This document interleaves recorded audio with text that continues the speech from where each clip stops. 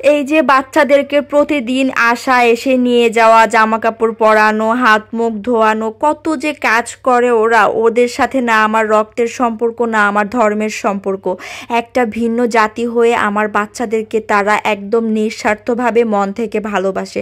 আসলে হয় না যে আত্মীয় স্বজনের মধ্যে যদি কেউ কারো উপকার করে তার বিনিময়ে আমরা কিন্তু কিছু না কিছু মন থেকে চাই, অ্যাটলিস্ট সুনামটা হলেও আমরা মনে মনে চাই যে না, ও আমার সুনাম করুক, আমি ওর উপকার করছি। কিন্তু দেখেন, আজকে আমি যদি ওদের নামে ফেসবুকে 2টা লাইন লিখি, সুনাম বলেন বদনাম বলেন, ওরা কিন্তু দেখতে আসবে না। আর এটাকেই বলে নিঃস্বার্থ ভালোবাসা। আসলে ভালোবাসার সংজ্ঞা তো এক একজনের কাছে এক এক রকম, আমার কাছে মনে হয় এটাই নিঃস্বার্থ ভালোবাসা।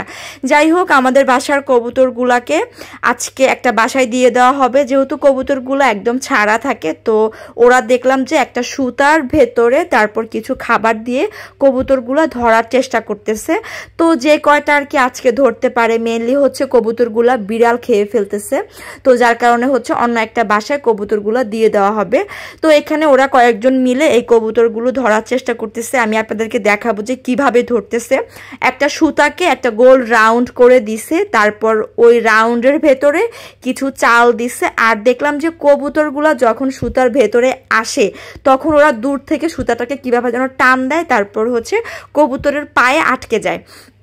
তো এই প্রসেসটা আমার কাছে একদমই নতুন লেগেছে।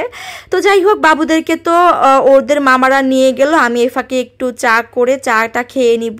আর পাশের চুলায় বাবুদের জন্য নুডলস রান্না করতেছি। আর আমি যখন চা খাই তখন একটু হিজিবিজি আর কি কম পছন্দ করি। বাচ্চা কাচ্চা বা বাসার অন্য মেম্বার্স যারাই থাকুক না কেন, আমি একটু নিরিবিলি চা খেতে পছন্দ করি। তো ম্যাক্সিমাম টাইম বাবুদেরকে হচ্ছে ওদের মামাদের কাছে দিয়ে তারপর চাটা খাওয়া হয়। আর বাবুরা যখন বাসায় আসবে তখন ওদেরকে নুডলস দিব। তো আমি এখানে দুপুরের জন্য আর হচ্ছে সন্ধ্যার জন্য বাবুদেরকে খাওয়াবো, তো সেজন্য হচ্ছে নুডলস রান্না করে নিলাম। আর এখানে হচ্ছে বাসার পাশে যে ধনিয়া গাছগুলো হয়েছিল, একদম বিলাতি ধনিয়া বলি আমরা এগুলাকে, বা দেশি ধনিয়া পাতা, এগুলো হচ্ছে আজকে তুলে নিব। তো এই ধনিয়া পাতাগুলা দিয়ে কিন্তু ভর্তা করলে অনেক মজা হয়। আর গ্রাম অঞ্চলগুলোতে বিশেষ করে বর্ষাকালে কিন্তু এই ধনিয়া পাতাগুলো অনেক সুন্দর করে হয়। আর এগুলো থেকে যে বীজ হয়, ওই বীজ থেকে আবার পুরো বাড়িতে কিন্তু ধনিয়া পাতার গাছে ভরে যায়। তো এই যে অনেকগুলো পাতাই হলো, এগুলো দিয়ে মোটামুটি 2-3 দিন চলে যাবে। আর আজকে সকাল থেকে বাসায় কোনো কারেন্ট নেই, তো বাসায় যতটুকু কলের পানি ছিল সব শেষ হয়ে গিয়েছে। যেহেতু কারেন্ট নেই তো নতুন করে আর পানি উঠাতেও পারবো না।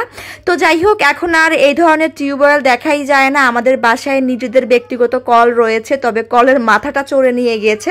এইটা হলো আর কি দুঃখের বিষয়, যার কারণে অন্য বাসা থেকে এসে পানি নিতে হয়। এইটাও একটা ভালো লাগে আমার কাছে যে মাঝে মধ্যে পাশের বাসায় যাওয়া হয়। তো যাই হোক, এখান থেকে হচ্ছে পানি নিচ্ছিলাম আর একদম কলের ঠান্ডা পানি দিয়ে একটু হাত মুখও ধুয়ে আসলাম। দুপুরবেলা বাবুদের জন্য 2টা ডিম হাফ বয়েল করে নিলাম। এটা ছিল ওদের দুপুরের খাবার হিসাবে আজকে দিয়েছিলাম, যদি ওরা পুরাটা খায়নি, যতটুকু খেয়েছে আলহামদুলিল্লাহ। আল্লাহ হাফেজ সবাইকে, থ্যাংকস ফর ওয়াচিং এভরিওয়ান।